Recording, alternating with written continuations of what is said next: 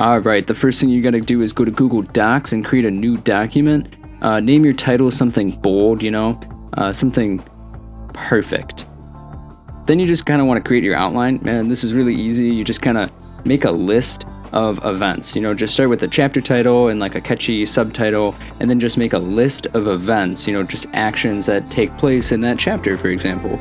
And as you write, it actually gets easier and easier to do this because you get lost in the story, and it starts to become fun because this is supposed to be the creative aspect of it. It no longer seems like just a blank page with no words on it, so you can always go back and change it later.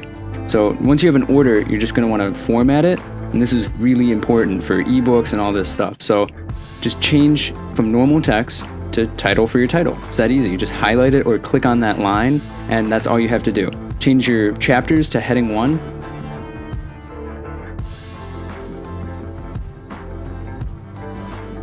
And then change your chapter subtitles to heading 2. Now, if you notice in the corner here, we have the outline. It's really important to have this outline.